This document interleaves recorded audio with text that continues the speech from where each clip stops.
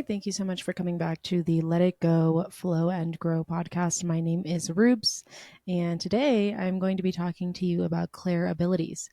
Um, Sorry that I haven't really been as present lately with this podcast. However, I ended up doing a lot of reflection on it, and I realized that this is definitely something that I am being called to do. And I think for a while, I was getting really concerned about how many people were listening or whether or not it was actually helping anybody and getting overwhelmed with, I don't know, I guess like the research for it and stuff.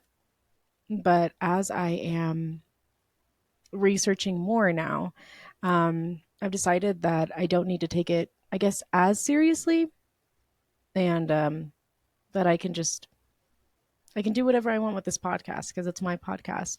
So I decided that I'm going to try to make it a little bit more fun, more for me versus trying to do it for anybody else. And so, yeah, today I'm going to be talking about Claire abilities, like I said. And I do have a fun fact for you, as I always do.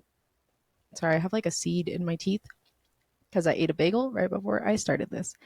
But the fun fact that I have for you today is, did you know that Post Malone actually started off wanting to do country music? Yes, that is correct. And something that I heard a while back is the reason that he ended up becoming a rapper instead of doing country music is because whenever he first started, they explained to him that basically being a rapper was, just more lucrative. It was easier to get into the business. I don't know that for sure. That's just what I've heard personally. But what I love seeing is the fact that he has gone from rapping to like trap music to pop music, and now he's doing country music. And I don't know. I really like Post Malone personally. I think that he seems like a goofy goob. I like him. I think he's cool. I'm acting like I've met him. But he's a Cancer, so I love Cancers. And I don't know. I just feel like he just is very authentic, and I appreciate that. So yeah, he stated that he wanted to do it from the beginning, but in 2023, he finally started making the transition, and he's already released a country song. So I'm not super into country personally, but it's not that bad. It's not that bad. So, anyways, yeah, that's my fun fact for the day. Let's jump into Claire abilities. Okay, I also wanted to mention I'm sorry if my mic is coming through really quiet. I've been trying to make it louder and I was fiddling with it for most of the day. So I don't know how to make it louder. So if it is quiet or if I'm like shouting into the mic, sorry for that in advance. I'm doing my best. I'm trying to figure out how to edit and all of the things.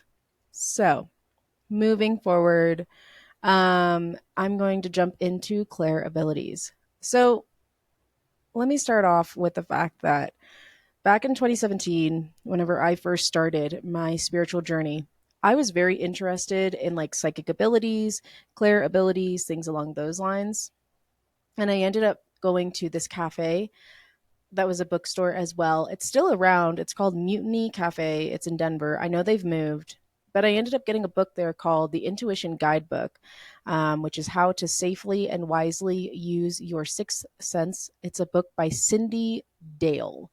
Um, and that book ended up basically teaching me the understanding that we all are born with clair abilities, but that we're able to make them better and we're able to refine them and improve them.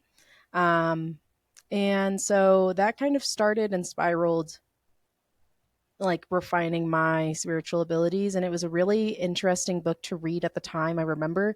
So if you're looking for a book, I don't really ever see that one pop up whenever it's talking about improving your intuition or your psychic abilities or clair abilities, whatever you want to call them.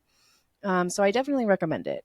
And to be honest, I thought that I had already done an episode on Clairabilities, but then I realized that I had done it on a previous podcast that I had worked on, and then I ended up deleting like all of the previous documentation and notes that I had written. So I'm starting from scratch. So, um, there are different chakras and there are different clear abilities that we all have, and we're able to balance them and refine them and all of the things. So I'm going to go over the 6 psychic abilities. If you look it up, it says that there's up to 8 of them. In my personal experience, I've only had 6 of them. Um, and they're labeled a bit differently than the 7 or 8 that I've like looked at. But here are the 6 that I know of, that I've had personal experience with, that I have learned on improving. There is claircognizance, clairsentience, clairaudience, clairgustance, clairolfactory, clairvoyance. And those are the 6. Okay. And I'm going to go over every single one of them. And I'm also going to teach you how to refine them and maybe give you some stories about me as well, about my experience with them. So starting off with claircognizance.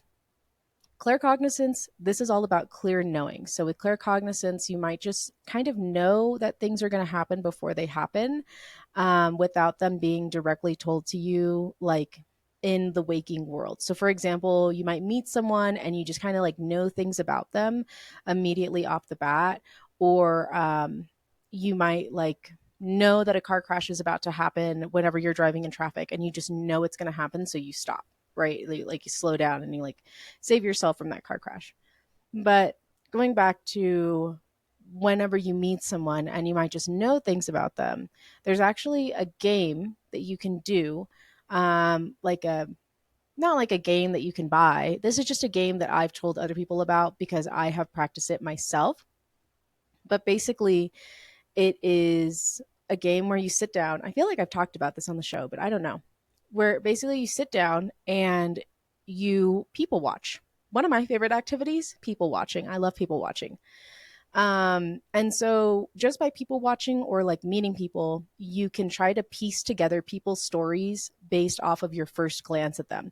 And it's not trying to like force a story and like create this entire elaborate story. You just kind of look at someone, pay attention to their energy, and just let it come to you of what you can quote unquote like read off of that person. And that's kind of like what reading energy is. Just be careful about tapping into other people's energy because you don't know like what they have on them, and if you're not protected or veiled, that can end up causing issues. And sometimes people's protection, or like people in general, they're not okay with you like peeking into their energy. So if you do this, just be aware and cognizant of the fact that, maybe you shouldn't look at people's energy. This is just something that I have done for a really, really long time. I used to do this a lot whenever I was younger. Whenever I was serving tables, I would, read people's energy before I got to the table. And it was nice because I could like ask them questions, or maybe they would volunteer the advice. And basically, I could gather information to see whether or not my intuition was correct.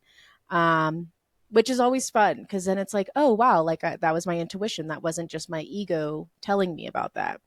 But yeah, basically with claircognizance, you kind of just know how something's going to turn out without even trying. Like nobody gave you that information. So, for example, someone I used to know, they ended up having a baby on the way, and I knew immediately that it was going to be a girl. And it was. She was a girl. She ended up being a girl. So, um, I ended up just blurting it out. I was like, "Oh yeah, his daughter is on the way," and I was like, "Wait a minute, they haven't even like gotten to the point where they can get a sonogram to see what the gender of the baby is or the sex of the baby is." Um, so yeah, that's claircognizance. Moving forward with clairsentience. Clairsentience is clear feeling. So you might walk into a room and be able to feel people's energy immediately, and this goes hand in hand with being an empath. So you can physically feel other people's pain sometimes, or other people's emotions, because you have that ability. So you might like walk into a crowded room and feel really overwhelmed. If whenever you like are first tapping into this ability, or maybe you grew up with this ability and you didn't understand why you would get overwhelmed whenever you were in a very large crowded space. And it's because of the fact that you are clairsentient and you didn't realize it. It can definitely be overwhelming whenever you first tap into it. if you don't know how to ground yourself and you don't know how to protect your energy. Veiling is very helpful to protect your energy. So you can wear something like on your head that covers your forehead, specifically where your third eye is, as well as like the top of your head, because that's where your crown chakra is. So usually I mean, I do it with like bandanas. You can do it with a hat, you can do it with a scarf. And you can like build it into your like attire, like you can build it into your fashion attire, especially say that you're going to work and you realize that you have to work with like a bunch of people, and if your job is okay with you wearing a bandana or a hat or anything, that might be good for you. It might help you not have all those like thoughts kind of swarming around you or picking up on other people's emotions. um, I ended up working briefly with someone who took advantage of the fact that I had this ability. I explained that I was able to feel other people's emotions, and I ended up having lunch with a friend, and he was sitting there. And I ended up getting really, really extremely angry. And I didn't understand like why I was angry. And then I couldn't like calm down. Like I even said, like, oh my God, I don't know why I'm so angry right now. And then whenever I talked to him later on in the day, he was like, oh yeah, sorry, that might have been me. Um, and so, I mean, at that point, it comes down to like protecting your energy. I didn't have the best protection with that person because I worked with them so closely and I had let my guard down with that person. But that's the thing, is that I had to learn boundaries. I had to learn how to protect my energy. I had to learn that veiling is extremely helpful. Like veiling helps me not pick up on everybody else's emotions constantly. And so it kind of helps me to emotionally regulate. As time went on, I could feel him like trying to tap into my energy and my emotions. And I ended up not staying there, so it like didn't really matter. But it, like I said, it ended up creating that lesson that I was like, oh, I need to learn how to like protect my energy. And so, yes, that is important, especially if you're around energy vampires. I don't know. I know I've talked about this on the show, but energy vampires are very real. I don't know if you've seen What We Do in the Shadows, but yes, I am talking about Colin Robinson.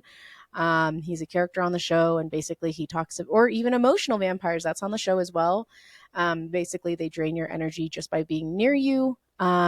And and it can get not good, depending on who that energetic vampire is. Like if you're hanging out with someone and you constantly like get a headache or you feel extremely drained by the time that you end up walking away, then that could mean that the energy exchange is not equal. Or if it's like really, really bad, it could be that that person is an energy vampire. I've met certain people who have talked about the fact that like tasting energy is really delicious. Stay away from those people. It's also the fact that there are emotional vampires, so like people who will tell you really like sappy things, or like, I don't know, things that rile up your emotions so that they can like get that emotional response and feed off of that. But I love What We Do in the Shadows. I love that show so much. Um, so I'd recommend it. And I love the movie. I love the movie that it was like based off of. It's my favorite movie of all time. And so I always recommend it. Anyways, so yes, put up protection. Definitely something that if you have this ability, something that you need to work on is, yes, having boundaries, yes, protecting your energy, but it's also being able to have the discernment and the decipherment. I don't think that decipherment's a word. Discernment is important. If you work with God, like God, he can give you this gift. Um, and with deciphering, we can just use that as an alternate word.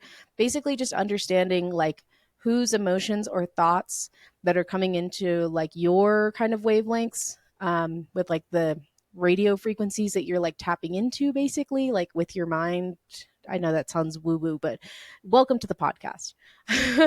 um, Basically, once you get to a point where you know yourself at such a deep level, you'll be able to kind of know the difference between your own thoughts and emotions and somebody else's. And if you're around someone and you automatically start feeling extremely sad, maybe you're picking up on that person's energy or whatever it may be. Or it could be that the person's not even near you and they're tapping into your energy and trying to push that energy on you. It's a whole thing. there's so many layers to it, guys. um, but you want to get to a point where you're able to learn that about yourself, where you're like, oh, this isn't mine. And then once you figure out that those emotions aren't your own, you can say, these emotions are not my own. I release them to the earth. And Mother Earth will absolutely take them. And you can just breathe out and just let it go, right? Let it go, flow, and grow, right? And another story that I have about somebody who's clairsentient is the fact that I had a friend for a very long time who was a tattoo artist, and she was very heavily clairsentient.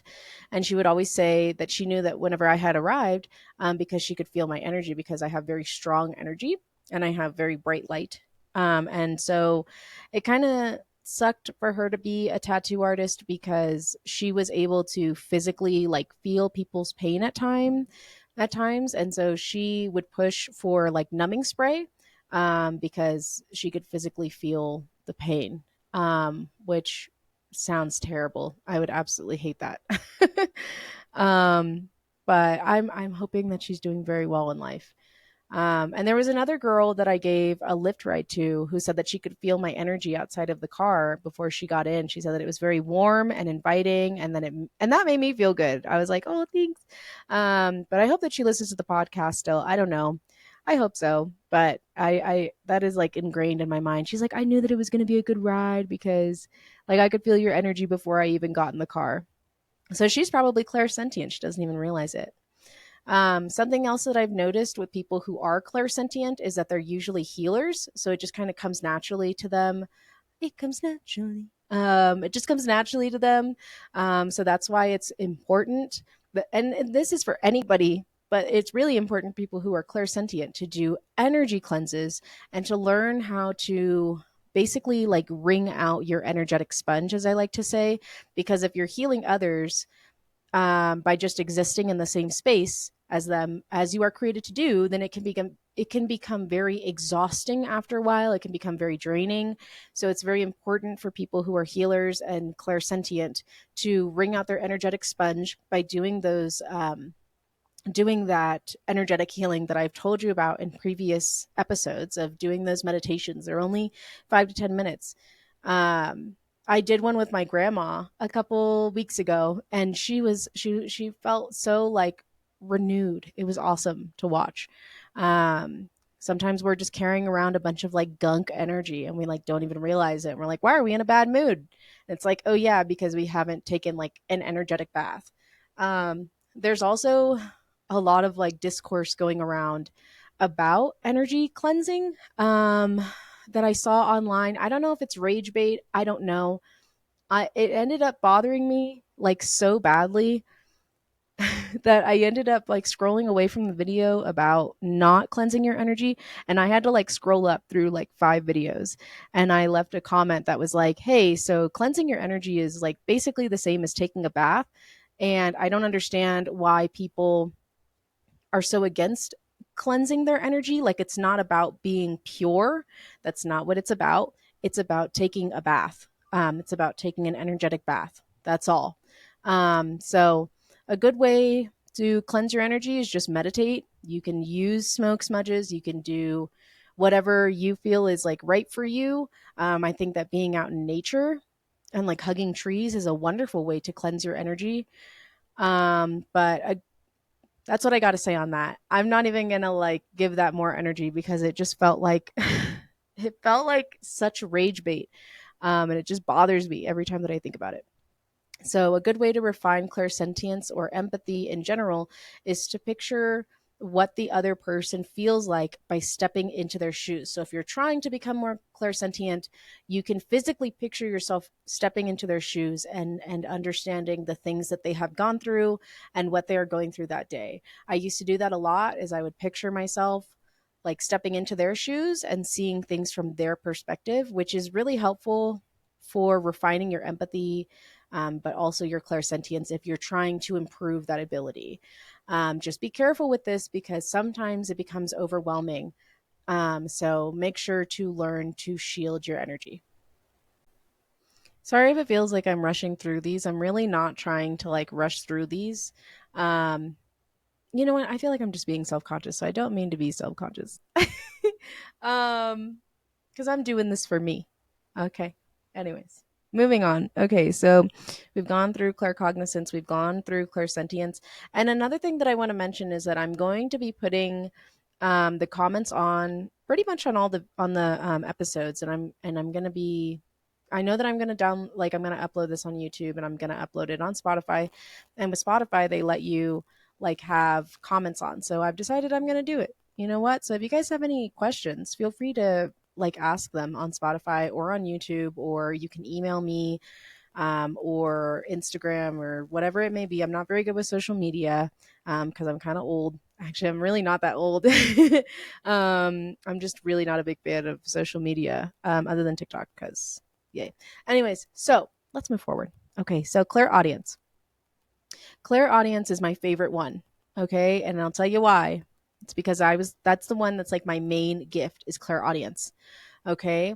Um, and it's kind of scary whenever you first tap into it. But clairaudience is clear hearing. So this is the ability to hear things from the spiritual realm and the collective consciousness, and it includes getting things such as downloads and messages, perhaps from your team, spirit team, or other spirit teams, etc., whatever it may be.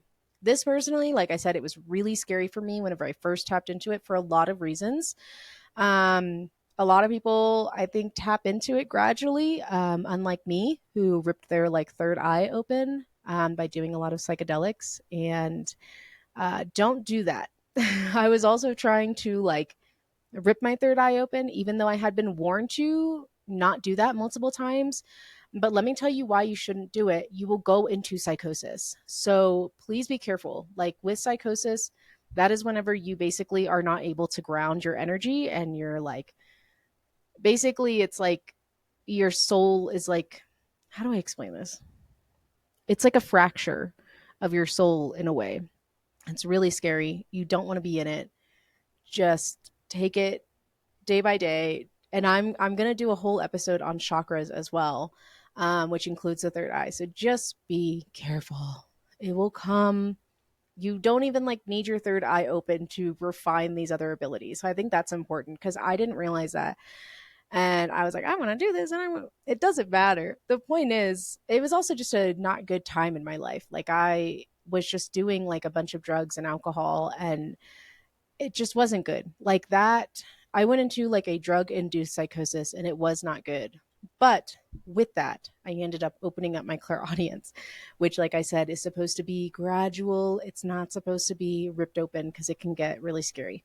So, I'm doing a lot better now, by the way. That was 5 years ago. So, haven't gone back into psychosis. There was at one point where I almost did because I was so extremely sleep deprived, stressed out, and exhausted mentally at a soul level in all ways. Um, and yeah, so I wasn't able to ground because I wasn't cleansing my energy, and it was just a whole thing. Anyways, moving on. If you have started the spiritual path, you understand what I'm talking about. And something that I found very interesting is that a lot of people went through that collective, like spiritual psychosis around 2020 because one, we were all locked inside, right, with COVID, but two, it was the fact that it was like an upgrade that the collective consciousness had gone through.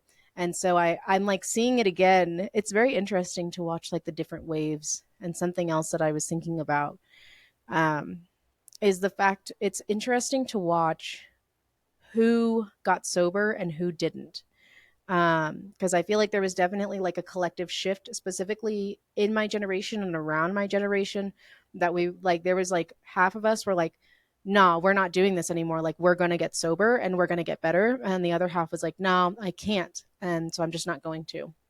And I think that's pretty new. I think I don't know if previous generations have really gone through that, and maybe it's because we didn't have social media.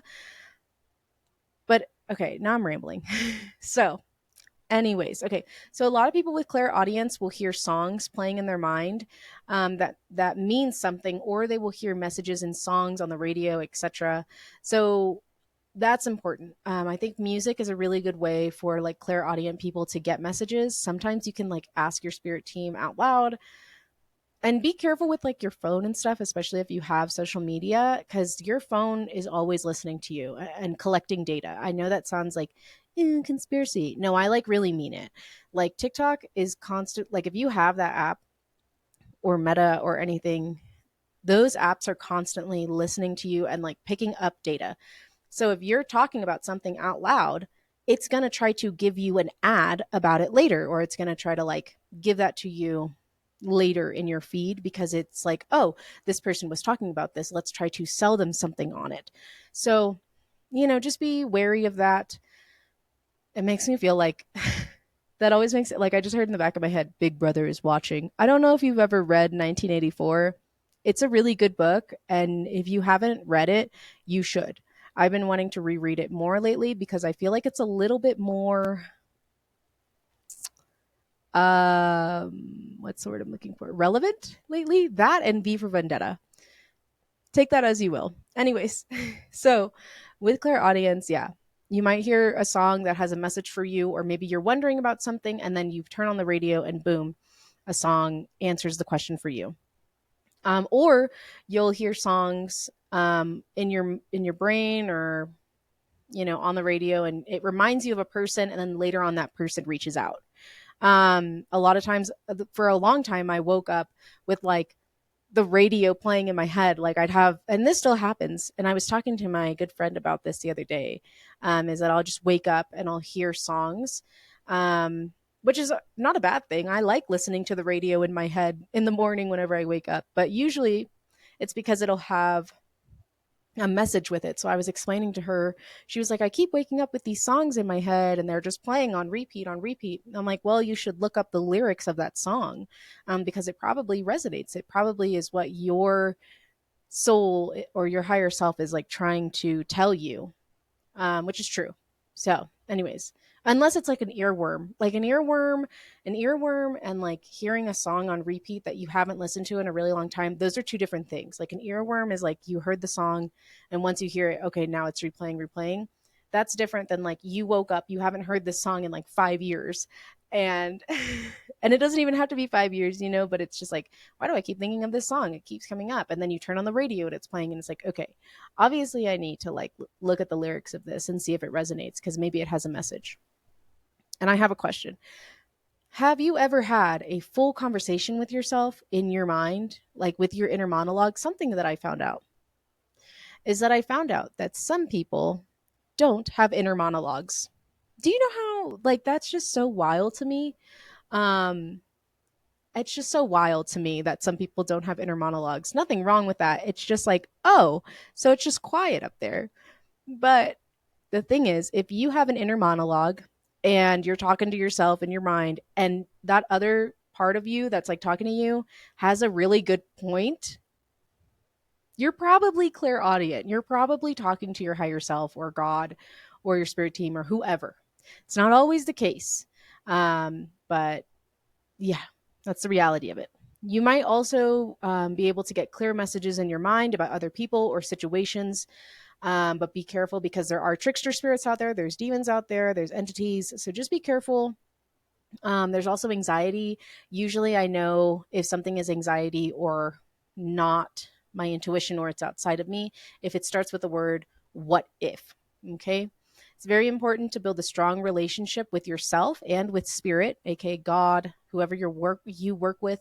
But it's very important to build a strong relationship with spirit so that you know exactly what they sound like amongst the muck, so that you can get clear guidance. Something that I struggled with whenever I was first getting like more into working with like God and Jesus and other deities that I work with. I had way too many all at the same time, and it was kind of like clogging up the radio, I guess, or it was like clogging up like my crown chakra, and I wasn't able to get clear guidance. So a good way to refine that ability is just meditate more, clear your mind. That way you can kind of like get that clear guidance. And it's not like you have to do it every 6 months for 3 hours at a time. You can do it for 5 to 10 minutes a day, as I've said in previous episodes. Um, Also, paying attention to messages that come in through your inner voice or music, like if you're going, and then for some reason you zone into a certain part of a song, then usually that means that there's a message there, especially if you're hearing it in your mind constantly. Sorry, I'm reading my notes. So I know I already said this. Da, da, da, da. Clear audience is also that little voice in the back of your head telling you not to do something that might end dangerously. There was one night whenever I was going to meet up with my friend for an open mic, and I didn't understand why there were so many alarm bells going off in my body. I was being told not to go to this open mic. I was in downtown Denver, over by Colfax, and like I ended up having a full body panic attack, which is weird for me. I don't really have those ever. But I had like all these alarm bells going off. I almost got into like multiple crashes, like going to this open mic night. Like for example, like a city bus drove into the wrong lane of traffic, like the wrong side of traffic, and almost crashed into me. Like it was crazy. And so I ended up not going. I ended up being like, sorry, I drove all the way here. But I'm going home and I'm sorry that you drove here. But luckily she only lives like 10 minutes away from where we were. But it just felt like everything was like, leave now, leave now. And so I did. And then I ended up looking on the news the next morning and somebody got pew-pewed right there. So, just be wary, listen to that little voice in the back of your head. Some of us have it, some of us don't. Most of us have it, and I hope you do. That's called having a conscience. But I also have my guides give me warnings about other people, like they'll tell me to stop talking, or they might have ringing in my ear. The more intense the ringing, the more important the message. And this is different than tinnitus. Like I don't have ringing in my ears constantly. It's like random ringing, and it's like one of the worst types is whenever it feels like there's like a tunnel engulfing your ear, or like a funnel, and it's just like a really loud ringing in general. That usually means that spirit's telling you to shut up or stop talking or stop doing whatever you're doing or going wherever you go. They usually will have a message for you. Like they told me that a coworker was recording me mid conversation and to stop talking, and I didn't. I ended up finishing my story because I was hoping that it was paranoia. And then afterwards, she was like, "Oh, haha, I recorded all of that by accident." Um, and it just didn't make sense. It was a whole thing because she was doing like, it doesn't matter, but it was the point that they were correct, and they were like, hey, stop talking about this because she's recording you. And then she actually was recording me. um the point is that the clearer that your connection is, the easier it is to steer you towards the right path and to steer you away from danger, or just something that could really hurt you. Another way other than meditating to refine this is just to ask your spirit team or God, or whoever you hear a message, like from whoever your main point of contact is, ask them to give you answers through songs, and make sure that you're following your intuition with it. Like I said, again, if you're hearing what if, that's usually anxiety, or it is a trickster spirit. So let me move on to the next ones. They won't be as long. That's just one of my favorite ones that I like to talk about. So for number 4, we have Claire Gustins. And this, honestly, I went out of my way to not refine this one because this is all about clear tasting. Claire Gustins is clear tasting, which means that you might get intuitive messages through taste. For example, if a past loved one is trying to communicate with me or communicate with you, you might taste their famous blueberry pie randomly, and that's just them swinging by to say hi and letting you know that they're there with you. And like I said, this is one that I'm not as tapped into, and I made the choice not to refine this one. Sometimes I'll get it, um, but sometimes I won't. So I know other people who are more tapped into this one or the next one, actually. It is a useful clairability to know that someone has passed. So if somebody know how someone passed away. So if someone overdosed, you might be able to taste that, especially if that person was close to you. And if you want to refine this ability, you can practice mindful eating, which includes taking a bite of something and really holding it in your mouth so that you can taste every flavor in it and just pay attention if there are any thoughts that come to mind or if there are any taste connections as well as feelings. Do you connect it with any inner knowing? Oop. So clairvoyance, that's going to be number 5. Okay. Clairvoyance is one of my other favorite ones. This is all about clear seeing. So it's the ability to be able to see things on the spiritual realm versus just physical, and being able to see things with your third eye. So a lot of people who are clairvoyant might be able to see shadow figures or other things on the spiritual realm that others cannot. These are also people who are known as seers. They are the ones who also get information and visions, not only in waking life, but also in their dreams. A lot of people with this gift will have prophetic dreams or get information from source in their dreams about situations. For example, I had a dream that I almost got run over by a car, but instead I ended up running next to the car and it only grazed my side. And then I looked up and I saw that I saw the person who had sent the spiritual attack towards me. A fun game that you can play is paying attention to the visual that pops up whenever you first meet someone. So, again, this is reading people's energy. Be very careful whenever you're doing this. Definitely protect your energy. Um, and that's something that you will have to learn to do on your own because the way that everybody protects their energy is personal to them. And there's a lot of ways to do it. You'll find what's best for you. So, usually, whenever I meet someone, I'll see some sort of animal, and it helps me understand whether or not I can trust that person or whether or not I need to keep my distance. And pretty much every time, my reading of people's energy has been right. Sometimes I do it on purpose. Sometimes I don't. Sometimes I just meet people, and immediately I get a vision in like my mind's eye of like what that person is as an animal. So it's also just important to pay attention to all of your first gut feelings and impressions because most of the time that is your intuition going off, letting you know like what's going on. Every single time that I have not listened to my intuition, it has always bitten me in the ass. Every single time. So just, realize that. Um, Another thing is that there's a very good book that you can read. It's by Malcolm Gladwell. It's called Blink, and it's talking about how we categorize everything in the blink of an eye and how that's actually like what our first gut feeling is actually linked to the fact that our brain works with categorizations and we are able to categorize things very very quickly, whether it be body language, the way that people speak, etc., etc. So that tied into intuition and like your gut instinct, etc. um it's just important to pay attention to first impressions of people. But yes, clairvoyance sometimes is just being able to see things that others cannot. Usually it's in the third eye. Okay. It's not in the physical realm. Sometimes it is. Sometimes, you'll see something out of the corner of your eye and it'll be what you think it is, probably a shadow person. Sometimes I just see random scenarios go through my mind and then they end up being clues as to what's really going on behind the scenes. Sometimes I ask not to know what's going on because sometimes like being oblivious really is bliss. Like being ignorant is bliss. So lately I've been trying to like tone it down of knowing what's going on and I've just been trying to like exist as a human because sometimes I get too tapped in, but I feel like lately God has just really been telling me to just exist and let him take care of everything. Like I don't need to know everything that's going on. But I also have the gift of discernment through him.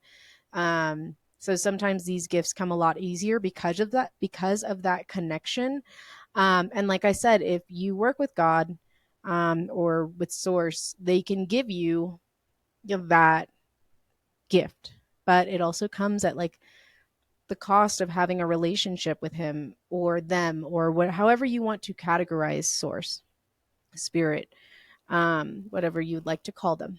So, I mean, that's not a very high price to pay, is just to like be their child. But some people, I don't know. Anyways, I don't want to get into it.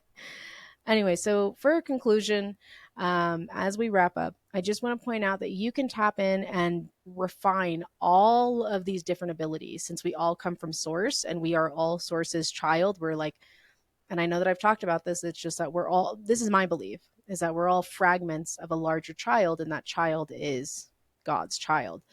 So we're all able to tap in and refine our intuition and clairabilities. It's just whether or not you want to open up that door and start that journey, because once you open that door, you can't close it. It's like that whole saying of like, you can put on the glasses, but there's rules that come with the glasses.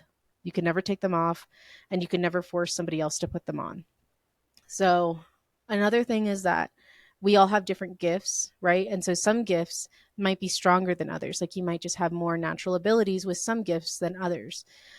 So, for example, like I said, clairalience and clairgustance are not as strong as my other gifts that I've refined and paid attention to. I just realized I didn't go through clairalience. I'm so sorry. I thought that I skipped one. I did. Clairalience. Okay, this is the last one. We're gonna rewind. Clairalience. Clairalience is also clear olfactory, which is clear smelling. And this is the ability to smell things intuitively. So, again, if a past loved one is trying to say hi, you might smell their cologne, or maybe you'll smell cigarettes randomly, and only you can smell it. So, I've known a couple people who have this ability. Like they'll pass by people and they'll smell like rotting meat. And they kind of know that that person is not somebody that they want to be around. But whenever my grandpa passed away, me and my grandmother would smell his cologne randomly, but very, very strongly in his car. And sometimes my grandma would cry because it made her feel comforted. But she knew, like, it was also that realization of he really is gone, but here he is with me. And so it would make her comforted because she would realize that he's there with her. I don't really smell his cologne anymore. It only happened a few times growing up, but I do remember it because it would happen randomly. Like it would be so strong too. Like there was no way that we were just like making it up. But usually this is a smell that others cannot smell. So not always, but usually if only you can smell it, then you might be picking up on an intuitive smell. And it's also usually a smell that's not like in like the physical nose, like it's like I don't even know how to explain it. It's like if you try to like breathe in more, it's not going to get stronger. It's only going to get as strong as it's supposed to be according to your intuition. So, for example, like I said, I used to have a friend who would walk by certain people and she would gag because she could smell rotting meat. And it would be so strong, and she didn't understand why she could smell that, and it's because she had clairalience. So, a good way to refine this ability is just to pay attention to all the smells that you come across and just become aware of them. So, really paying attention to different scents that people might wear and trying to decipher what the different notes are of each scent and what each scent is made of. You can also keep a journal of the different instances of times that you smell things that don't seem to be coming from a physical source, and pay attention to the patterns if there are any. Over time, it might get easier to understand. So, like I said, clairalience and clairgustance, those are not as strong as my other gifts. And like I said, you can refine any of these gifts. That is what that book that I told you about in the beginning told me, and explained to me. And it's true. I used to do a lot of games to be able to refine the certain abilities that I wanted to refine. I find it very cool. I find it very interesting. I think it's a very fun thing to tap into. However, with that, there's that double edged sword of protecting your energy and understanding that, like, the spirit realm is not a game. However, also understanding that you don't need to be scared of it per se. Just make sure that you have the proper protection. Okay, whenever you're walking into it and getting involved, and that takes time. That takes time and that takes experience. But no, the spirit realm is not a game. Like the fact that there are Ouija boards being sold as games is so wild to me. Why are we doing that? I have my views on that. That's a divination tool. If somebody ever comes over to your house and is like, "You want to play Ouija board?" It's not a game. Realize that, okay? Um, that's all I'm going to say on that, okay? But understand that you are a very powerful being. you are able to tap into these abilities if you want to, and there might be certain ones that you are better at than others. This week, I'm grateful for the fact that I was able to go to Texas. I was able to see my family. I have a warm place to sleep. That it's a beautiful spring day outside. I'm thankful that I was able to make zuppa toscana from Olive Garden yesterday. Like I made it from scratch, and I had one of my very good friends come over, so we got to eat and hike and have a really wonderful, beautiful day. And we got stuck out in the forest in the rain a little bit, and it was honestly really great. It was a great day. So that's what I'm thankful for this week. And the two songs that I recommend this week, and I've already put them on the playlist, is "Look at the Time" by Sawyer Hill. Why is that so hard to say right? Sawyer, Tom Sawyer, Sawyer Hill, Sawyer Hill, and then Post Malone, of course, Post Malone's country song "I Had Some Help." So, anyways, have a wonderful week. I'm going to be recording a lot more episodes and kind of just posting them and scheduling them out so that they're ready for you guys. So, if you see me in the same outfit, you're not going crazy. I probably am. But yeah, have a wonderful, wonderful week. Thanks, guys.